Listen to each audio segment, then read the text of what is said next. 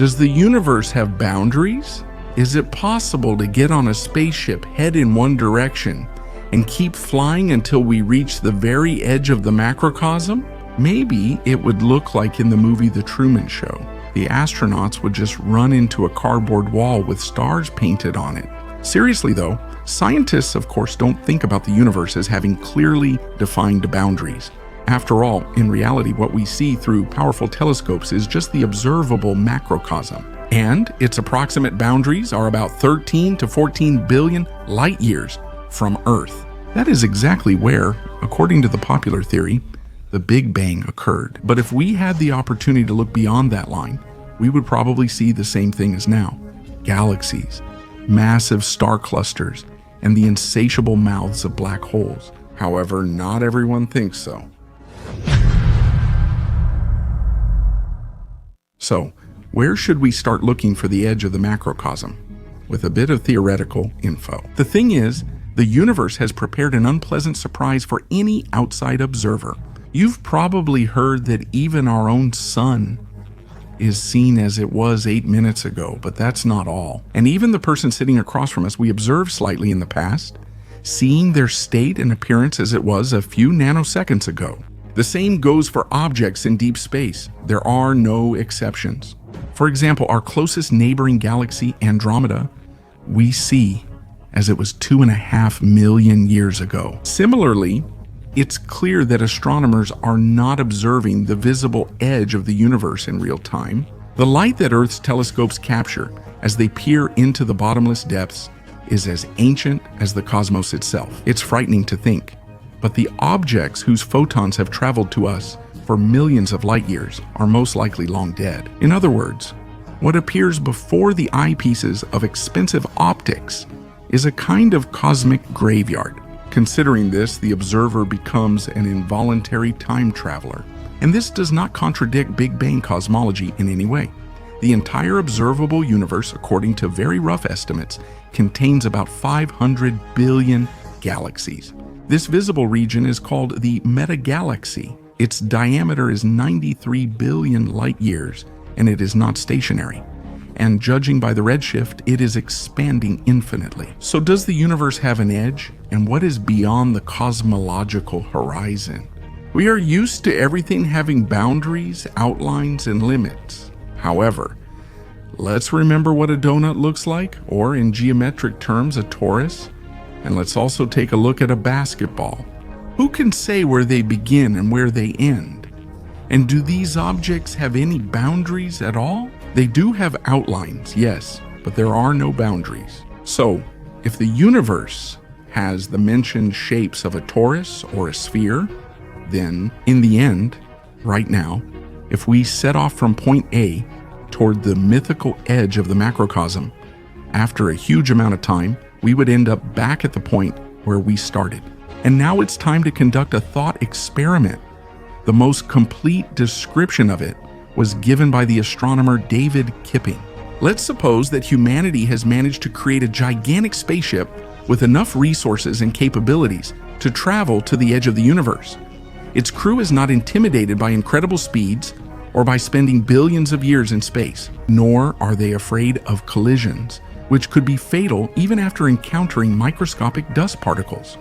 Let's also assume that the ship will travel with a constant acceleration of 10 meters per second every second. Obviously, with each passing moment, the ship will be moving 10 meters per second faster, and eventually it will accelerate to incredible speeds. If such a speed were possible, it would reach the moon in just 2.5 hours. And the shuttle would reach Neptune in 11 days and would continue to accelerate, steadily approaching the speed of light. It is worth noting that nothing can prevent our massive ship from accelerating endlessly. However, it will never be able to reach the speed of light, just like the particles in the Large Hadron Collider. Numerous laws block this, but it is quite possible to get extremely close to the number 299,792,458 meters per second. That's when the effects of temporal anomalies will start to manifest themselves. And the first law of the special theory of relativity states that the higher the speed of an object, the slower time flows. But for the crew, time will pass according to the clocks in the mess hall, and they won't notice anything unusual, except for the time outside speeding up. At the same time, an outside observer will think that the ship is no longer accelerating, and the crew members have become as slow as turtles. It is believed that the same paradox can be observed by someone watching an object that has reached the event horizon of a black hole. The most noticeable time dilation begins after reaching 90 to 95% of the speed of light. But if you put aside the boring calculations, the fact remains. Even in such a scenario, astronauts wouldn't see any cosmic boundaries because the expansion speed of the universe is still much greater, and it's impossible to catch up with it. Although, as it turns out, strict limitations don't exist for everyone. The concept of speeds possible in a vacuum was unexpectedly demonstrated to us by the particle, oh my God. This happened in 1991. It literally burst onto the screens of the fly's eye detector as a sudden flash. The particle was moving at a speed many millions of times greater than the bosons in the Hadron Collider. Naturally, the scientists could only call upon God as a witness and name the particle accordingly. With its sudden appearance, it defied many fundamental laws and limits that physicists had previously believed in wholeheartedly. It's clear that in response to these events, questions started pouring in, the following one leading the way. What could have given this particle such tremendous acceleration? Many agreed that it could have been the decay of an incredibly large object or a supermassive black hole. There were even suggestions that showers of such highly energetic particles could cause irreversible changes in the chains of human DNA. But be that as it may, the universe itself has sent us a challenge and food for thought, demonstrating that in its vastness, almost nothing is impossible. By the way, by analogy with our imaginary ship traveling to the boundaries of the macrocosm, time for the oh my God particle slowed down by 300 billion times. That is, it practically stopped. For an outside observer, everything stayed the same. Similarly, time on our shuttle would pass at a normal rate for the travelers. To them, the voyage would feel like it took several decades, but for outside observers, several million years would have passed. It's unknown what would even remain of our planet after such a monstrous amount of time. And by the time 200 years have passed for the crew, so much time will have passed in the universe that it might even reach its heat death. That means the shuttle would be the only object left in complete darkness. Time itself would disappear because the clocks on the ship would have nothing left to compare themselves to. There would be no Earth, Milky Way, Andromeda, Sloan Great Wall, Hercules, Corona Borealis Great Wall, or any other large-scale structures left. Only dead silence and the boundless void. Even so, it's pointless for the ship's astronauts to worry about returning home. As soon as the threshold of 8.3 million light years is crossed, the way back for the fearless travelers will become impossible. After all, due to the expansion of the fabric of the universe, all causal connections with the solar system will be completely severed. That's the sad reality. Confusing and unclear, you're not alone. Even experienced physicists struggle to grasp quantum processes and the strange effects of special relativity. But let's get back to the boundaries of the universe. Do they really exist? Most likely the universe has an edge, but it's not spatial. It's temporal. Surprising, right? People have pondered the macrocosm's limits for centuries. Let's recall Flammarion's engraving. It depicts a missionary at the edge of the earth, intently studying the structure of the universe. Similarly to how people have been speculating for centuries about what our possible alien neighbors might look like, often using anthropological chauvinism and attributing human qualities and appearance to other forms of life. It's the same with the boundaries of the universe. We inevitably want to touch them, or at least see something resembling a wall, but it's unlikely that we'll ever find them. Do you know where it is? That very boundary of the universe we're looking for. It's where time has disappeared. And if time has died, the macrocosm has ended as well. Maybe this isn't the answer you were expecting, but it's probably very close to the real state of things. The universe likely exists only between the Big Bang and the Big Collapse, nothing more or less. The mechanics of singularity is a great mystery of astrophysics, and it's no surprise no one understands the cause and effect relationships of this phenomenon.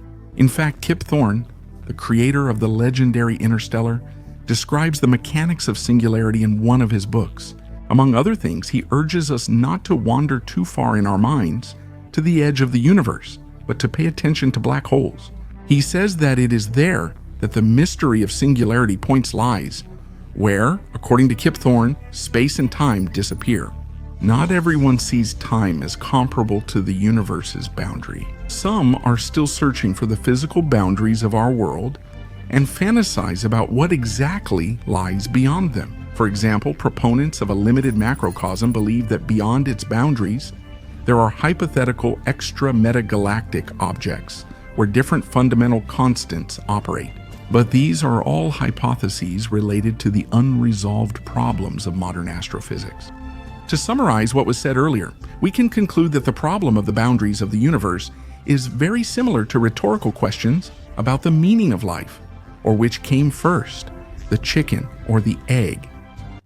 It has been almost 46 years since the Voyager 1 space probe entered open space. Now, this spacecraft has become one of the most famous at National Aeronautics and Space Administration. It is traveling to regions of space that no other spacecraft has ever reached.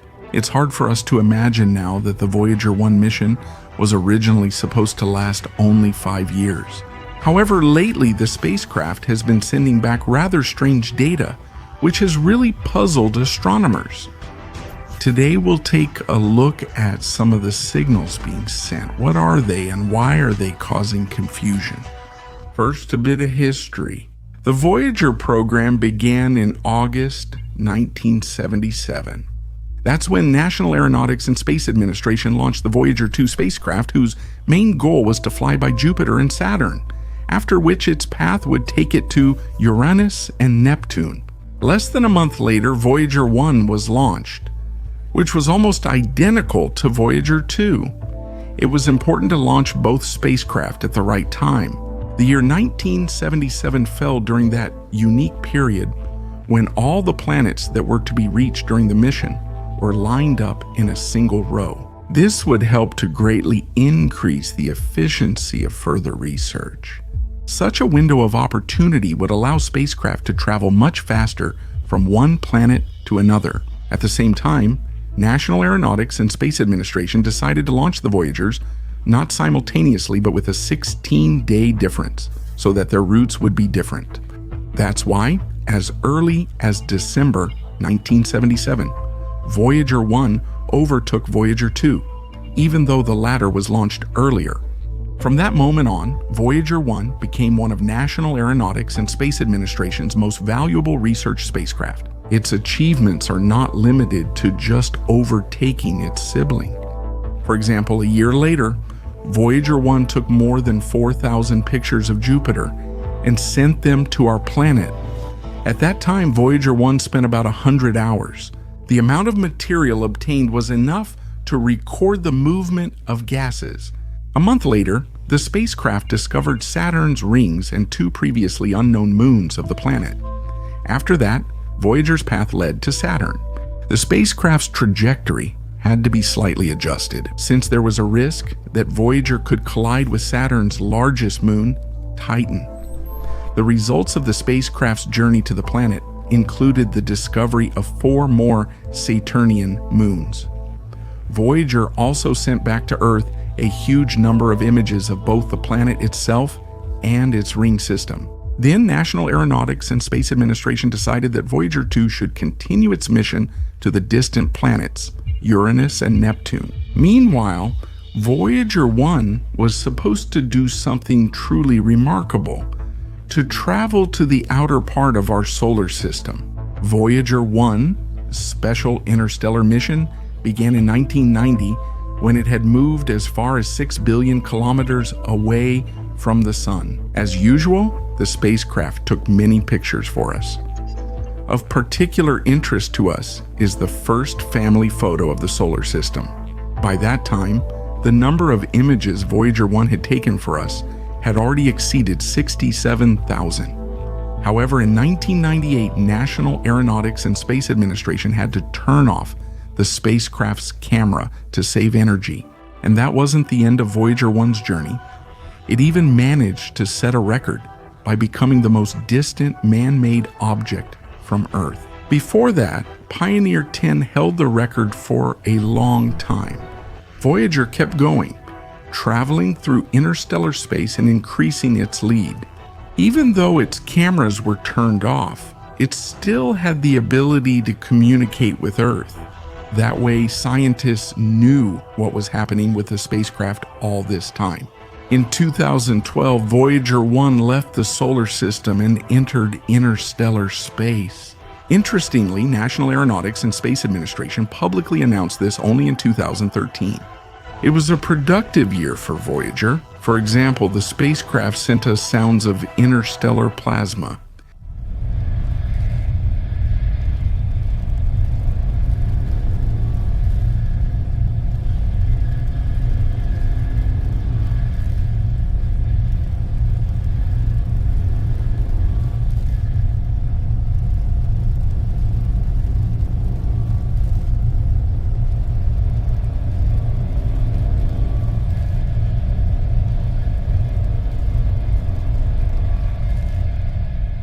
Right now, Voyager 1 is traveling at a speed of 61,500 kilometers per hour. Even at a distance of more than 23 billion kilometers from Earth, Voyager 1 continued to send signals that could tell us a lot about the nature of our universe. However, now the spacecraft seems to have lost some of its capabilities and has started sending extremely strange signals to our planet. Most can't even be deciphered. Perhaps it's due to a malfunction of the spacecraft itself, or maybe it's because scientists simply don't know how to decipher this kind of signal, and Voyager doesn't provide any additional information about them. There was a theory that the spacecraft had gone off course, which is why it was sending signals that actually meant a call for help. However, this theory was not confirmed. Indeed, Voyager 1 is programmed in such a way that it can send a distress signal if it gets lost somewhere in the depths of space. It was later discovered that Voyager 1 had never sent this type of signal before, so the issue must be something else. It is known for sure that the spacecraft has some issues with its antenna. However, despite all this, it does not prevent Voyager from regularly making contact and receiving instructions from Earth. Don't forget, we're talking about 1970s technology here, and despite the fact that several decades have passed since then, Voyager 1 is still able to perform its job satisfactorily, though not without some errors. It's also interesting that National Aeronautics and Space Administration installed a special golden plate on board Voyager, packed in an aluminum case, and it contains recordings of audio and video signals. However, why does Voyager need to carry them? It's simple. These recordings could help others learn about our planet if found by an extraterrestrial civilization. This way, aliens will be able to enjoy videos of everyday life on Earth, listen to famous pop hits, more than 35 unique sounds from our planet, and greetings from former United States presidents translated into 55 Earth languages. This will definitely give extraterrestrial beings a better chance of deciphering these recordings. Doesn't this mean that the reason for the strange signals from Voyager could be that it has already fallen into the hands of an extraterrestrial civilization? At the moment, National Aeronautics and Space Administration denies this information. The device itself has several functions that are activated in case of danger.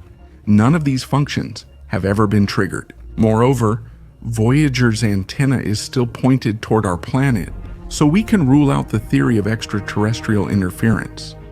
However, this doesn't help us solve the mystery of the strange signal. Previously, Voyager never sent such signals, even though it was in roughly the same conditions.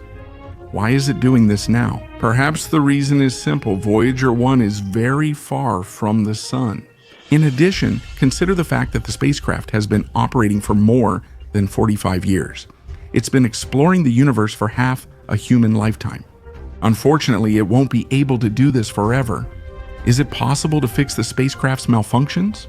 At the moment, National Aeronautics and Space Administration doesn't have the technical or financial capability to create a spacecraft that could travel into interstellar space to repair Voyager. It's also important to keep in mind that the communication between the spacecraft and Earth is now much slower than it used to be. On average, it takes 2 days for a single message to be transmitted, which means there's a risk that the sent spacecraft could simply collide with Voyager. National Aeronautics and Space Administration simply won't be able to find a solution to this situation in time. Despite all the difficulties, scientists still intend to fix all the malfunctions that have occurred in Voyager remotely. It's a very valuable device for space science, even though it sends signals with some delay. However, no matter how hard scientists try, there will come a moment when Voyager 1 will perish, either from a collision with some object or from a failure of its main systems. But until that happens, who knows, maybe old Voyager will still delight us with breathtaking discoveries. Black holes, truly gigantic cosmic monsters that inspire fear, but also spark tremendous interest, not only among scientists, but also among those who are simply fascinated by space. The very fact that black holes exist is incredibly fascinating, but what will happen if we go further? If we look into black holes, invisible to the human eye and to research instruments? What dangers will be waiting for us there? First, let's talk about what black holes actually are, in general. Briefly, it's an incredibly huge amount of energy and mass concentrated in a relatively small area.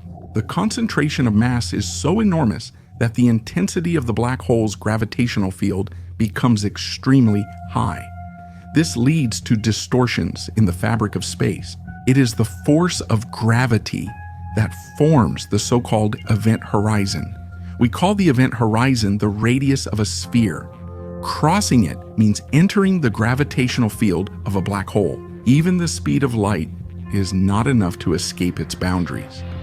You can only imagine how much greater the required speed would have to be. And from the point of view of modern physics, that's simply impossible. That's exactly why the light that enters a black hole stays there forever. There are several types of black holes. The first type is stellar mass black holes. They are formed from massive stars. Their mass is usually several times greater than the mass of the Sun. These are some of the smallest black holes, and they are quite common in space. The second type is supermassive black holes. Their mass can be millions or even billions of times greater than the mass of the Sun. They are usually located at the center of huge galaxies, including the center of the Milky Way. It is believed that such black holes formed in the early stages of the development of our universe, either as a result of the collapse of massive gas clouds or as a result of the merging of smaller black holes. Such black holes greatly influence the cosmos, including the formation of planets and stars. There is another rare type of black hole, intermediate black holes. In terms of their size, they are between stellar mass black holes and supermassive ones. They are rarely observed in outer space, and their origin still remains unknown. It is also worth mentioning primordial black holes, which were born after the Big Bang. Their sizes vary greatly, from tiny to supermassive. It should be noted that the very idea of the existence of primordial black holes is of genuine interest, but at the moment it still remains hypothetical. At one point, the well-known Hubble telescope made a significant contribution to the study of black holes. Thanks to it, we learned about the existence of supermassive black holes. Thanks to Hubble, Einstein's general theory of relativity was also confirmed. Scientists focused their attention on the galaxy cluster Abell 1201, which is located 2.7 billion light-years away from our planet. And there, while studying this region of space, scientists discovered a huge light arc that encircled the Abell 1201 cluster. It turned out that the arc was a distortion of a distant galaxy, stretched by the force of gravity. Scientists modeled the shape and brightness level of the background galaxy, which allowed them to estimate the mass and location of the object responsible for the lensing effect. To everyone's surprise, it turned out that there is a supermassive black hole in one of the galaxies of the cluster. Its mass was 30 times greater than that of the Sun, making it one of the largest black holes ever discovered. This black hole also became the first such object to be discovered using gravitational lensing. There were also some rather frightening discoveries related to black holes. For example, in 2022, scientists discovered a black hole that is the closest to us of all such objects ever found. You might ask, what is the distance between it and Earth? It's 1,566 light years. The black hole is located right in the constellation Ophiuchus. At first glance, it may seem like a considerable distance, but on a cosmic scale, it's tiny. For comparison, it's like having a black hole right outside your gate. The region of space where this black hole is located can be called quite fascinating. That's because there's also a main sequence star situated near the black hole. This binary system was named Gaia Black Hole 1. This black hole is 10 times more massive than the Sun, and over its existence has consumed about 20 billion stars. The star that accompanies this black hole is in many ways similar to the Sun, but it is a bit cooler and has a slightly reddish tint. The star wobbles slightly, but this isn't noticeable from our perspective. The cause is unknown. It is affected by the black hole's immense gravity. An interesting detail was also noticed in the star's light spectrum. There was a shift in the spectrum, known as the Doppler effect. This means that the object wasn't just swaying from side to side, but was moving back and forth. And of course, it was Gaia Black Hole, one that caused the star to move in such a rhythmic way. By comparing all the facts mentioned above, scientists were able to determine the distance between the star and the black hole, as well as how long it would take the star to make a full orbit around Gaia Black Hole 1.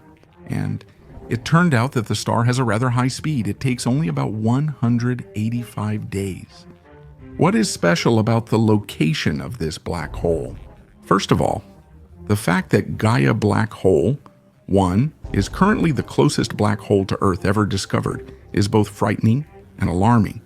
However, we can look at it from a different angle, and it is precisely the relatively short distance that gives us more opportunities to study this object. We have modern advanced telescopes and various devices that will help us with this. It's also worth noting that Gaia Black Hole 1 is considered by scientists to be a somewhat strange black hole. The thing is, most black holes are usually illuminated by stars, which makes them much easier to detect. However, this black hole is not illuminated, so it's quite difficult to detect. Because of this, it was nicknamed the Silent Black Hole. It's quite possible that the universe is full of such elusive black holes that we may never be able to detect. According to scientists' preliminary estimates, there could be hundreds of millions of black holes in our galaxy alone. And how many do you think we've been able to detect? Only a few dozen. Many black holes are dimly lit because they don't have a strong companion star, so it's extremely difficult to find such objects. That's why scientists of the future face the challenge of developing sensitive research instruments that will be able to detect the presence of elusive black holes. The discovery of Gaia Black Hole 1 is not only about the closest black hole to us, but also about a powerful space instrument, the Gaia telescope. It was developed by the European Space Agency and launched into operation in December 2013. It was assigned an important mission to create a three-dimensional map of the galaxy by measuring distances, determining the positions and properties of stars. And the number that needs to be studied reaches 1 billion. Incredible, it paid off. We found out that Gaia Black Hole 1 is not the only black hole. It has a sister. In 2023, a second black hole was discovered, which was named Gaia Black Hole 2. Its size is a bit smaller than its neighbor. It orbits its star at a distance of 3,800 light years, just like Gaia Black Hole 1. Gaia Black Hole 2 was discovered by observing its gravitational influence on the star. Scientists studied the movement of the star and concluded that there is indeed a black hole there. The discovery of black holes and their sisters serves as a kind of signal for the research community. It's a call to action, a call to keep exploring the vast expanses of the universe, about which we know so little. Humanity has been given a cosmic scale clue, and we shouldn't miss it. Or should we? Do these mysterious cosmic monsters pose a threat to Earth and its inhabitants? Perhaps ignorance is the best option. Scientists around the world persistently predict a bleak future for Earth's inhabitants. At the top of apocalyptic forecasts are global warming and, as a result, the rising level of the world's oceans. But there is also an opposite danger, the drying up of all the seas on the planet. This could happen, for example, as a result of a global catastrophe. No one needs to be told what will happen to humanity if the oceans dry up. But there's something else that's interesting. What would we see on the ocean floor? The lost Atlantis, skeletons of fantastic creatures, colossal monuments. Imagine if the seas suddenly parted as in the biblical legend, exposing their floor hidden for millions of years beneath water. The first thing that comes to mind is old galleons, filled to the brim with the treasures of pirate Drake and other daring buccaneers. No doubt there's plenty of that stuff on the seafloor. Throughout different periods of history, there have been many wars, and when battles moved to the sea, ships inevitably sank, and far from all of them were brought back to land. But what else besides rusted hulls, huge submarines, heavily armed cruisers, and swift destroyers can we find on the ocean floor? To begin with, let's turn to man-made objects, statues, monuments, and cities. You might be surprised, but Atlantis is far from the only one on this list. The ancient Greek city of Pavlopetri, which sank underwater around 5,000 years ago, proves this. It was discovered in the 1960s. And if right now the ocean water hiding the ruins from human eyes were to recede, we would see well-preserved buildings, the bases of destroyed sculptures and columns, and even roads. Almost the same can be said about the underwater Indian city of Dwarka, once mentioned in the legendary epic Mahabharata. Archaeologists discovered the sunken city at the beginning of the 21st century, and it became a worldwide sensation. But ships and cities are just the beginning. What else would we be able to see if the oceans disappeared?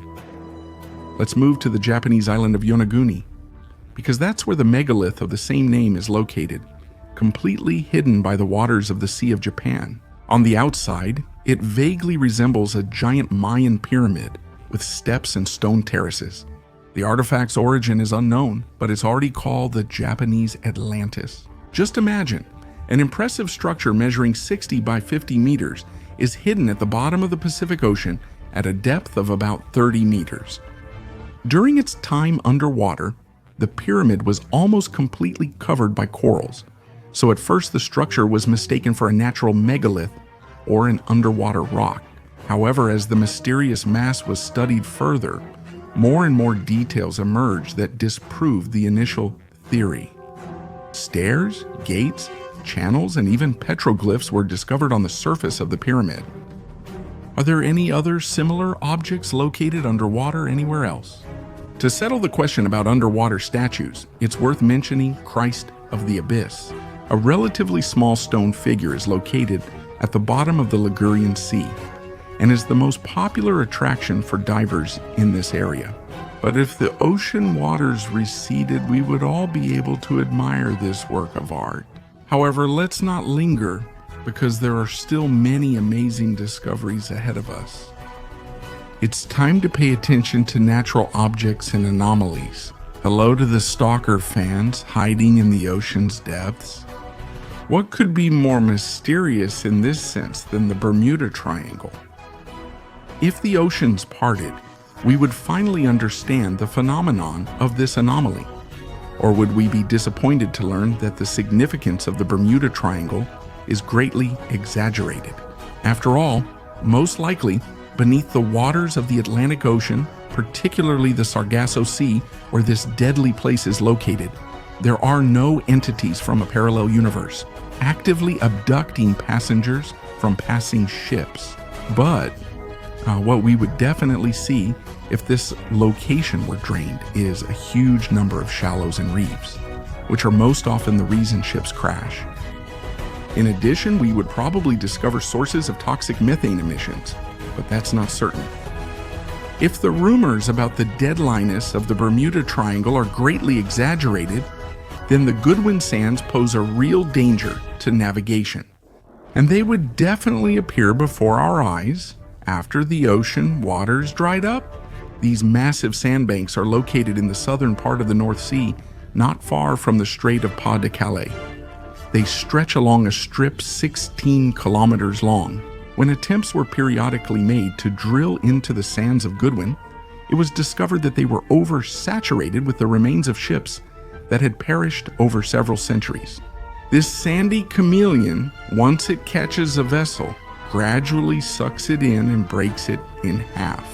They say that it used to be an island, but it sank a long time ago. And only when the oceans part will we see the sandy giant known as the ship devourer. Admit it, when the question about the disappearance of the oceans came up, the first thing you thought of was the Mariana Trench. Is it really that deep? Who lives inside that hellish abyss? Are there any structures there created by human genius? Of course, if all the water dried up completely, all of this would become visible. And for now, the rhetorical questions would have answers. However, the Mariana Trench, with its impressive scale, pales in comparison to the Mid-Atlantic Ridge. Its size is a nightmare for anyone with megalophobia. The ridge, reaching up to 3,000 meters in height, stretches for 80,000 kilometers across the entire floor of the world ocean. Thus, there is a titanic mountain system underwater, encircling the entire globe. It consists of several mid-ocean ridges. If the water were to recede, we would see this system, and it would look very similar to the mountains we observe on land today. The mid-ocean ridge is a kind of scar on the body of our planet, formed by the systematic movements of tectonic plates. It is this process that gives rise to underwater volcanoes, mudflows, landslides, and earthquakes, which bring deadly tsunamis to the surface, claiming hundreds of thousands of lives. But there is a unique place in one section of this enormous structure. We would definitely have seen it if this lost city were not covered by a thick layer of water. Divers discovered this stunning location in the year 2000, and it still excites scientific minds to this day. The lost city is a conventional name, since in reality it is a vast hydrothermal field made up of ghostly towers up to 60 meters high. This is nothing other than the Earth's mantle, which broke through to the surface hundreds of thousands of years ago, and through constant contact with seawater, turned into enormous stalactites. During this time, a unique biome has formed here, which would naturally perish if the oceans were to suddenly recede. Underwater vents constantly emit an incredible amount of various hot gases, which surprisingly doesn't frighten the snails, bacteria, or crustaceans at all. According to some experts, this underwater ecosystem is very similar to the one that is believed to exist on some of Jupiter's or Saturn's moons, such as Europa or Enceladus. Although, if you think about it, our Earth without water would hardly resemble the hospitable home for humanity it once was. If the oceans dry up and the world turns into a waterless desert, we will see not only sunken ships at the bottom, but also animals that died long ago. Their skeletons can remain under the water for quite a long time unless, of course, they are eaten by someone. And the rest of the inhabitants, for example, of the Mariana Trench, won't survive long without their usual environment. So if we want to see the exotic barrel-y, frilled shark or spiny eel, we'll have to hurry. By the way, it turns out that to completely drain the world ocean you'd need to lower its level by 11 kilometers. That's exactly the depth of the Mariana Trench. Although, who knows, maybe modern scanners will eventually discover even deeper places. You might ask a perfectly logical question. How do we actually know what and where we would see if the water disappeared?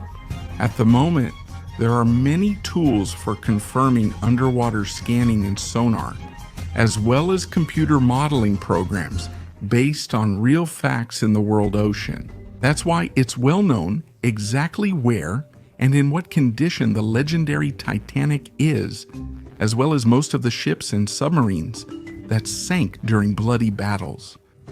For dessert, let me tell you about another object of incredible size, supposedly hidden beneath the ocean, more specifically in the Gulf of Mexico. According to oceanologists and geologists, its presence there is indicated by the existence of karst sinkholes, forming a certain outline that resembles a crater. The sinkhole was probably left by the impact of a large celestial body, and this is not idle speculation. In 2016, after drilling the bottom of the Gulf of Mexico, specialists discovered molten rocks, which once again confirmed this hypothesis. What could have left a crater of such monstrous size? Could it be that very asteroid that instantly wiped out the dinosaurs? Especially since geologists have determined the age of the crater by indirect methods, 66 million years. For reference, dinosaurs disappeared around that time. In other words, the world ocean, among other things, holds crucial information about the history of our planet. So how can we get to the truth? Literally. After all, the craters are not only underwater, but also partially underground. But first, we'll have to drain the Gulf of Mexico and then remove the thick layers of sediment from the bottom. And only after that will we reveal an object that no living creature on the planet has ever seen. A crater a kilometer deep and at least 200 kilometers in diameter. History itself will reveal its secrets to us, and we will finally understand the true scale of the catastrophe that happened many millions of years ago. It is believed that the explosion was so powerful that everything living within 1,000 kilometers was destroyed. Tsunamis a kilometer high rose up, sweeping away everything in their path. Night fell on Earth, and for about 15 years, a deadly winter set in, killing those who had somehow managed to survive. In this same Gulf of Mexico, if it were drained, we would also see hundreds of oil rigs gradually rising from the water like mushrooms after rain. There are also thousands of kilometers of pipes and internet cables. However, there are plenty of the latter on the bottom of the world's oceans in general, not just in the Gulf of Mexico. The fact is, to avoid damage, they are very often laid on the seafloor. It's like an informational Silk Road, through which petabytes of valuable data pass every second relating to banking, politics, education, healthcare, and other vital systems for the inhabitants of planet Earth. It's even scary to imagine that some catastrophic event could suddenly, and for a long time, interrupt the flow of these information streams. The most impressive web of the internet, its cables, would be visible if we drained the Chinese seas. There, on the seabed, is also the specialized equipment that lays cables in the Earth's crust underwater. Considering everything we've seen and heard, would you like to drain the oceans and see what they've been hiding from us for centuries? Probably everyone would answer this question affirmatively if such actions did not pose a direct risk to life. So for now, we'll have to settle for computer scanning of the seabed, as well as the research of divers. And even by acting this way, we will surely find many more underwater cities, monuments, statues, and ships, as well as exotic creatures living in the most hidden depths of the ocean. Write in the comments what you think about this. And meanwhile, the Hubble channel will prepare a new video for you on a mind-blowingly interesting topic.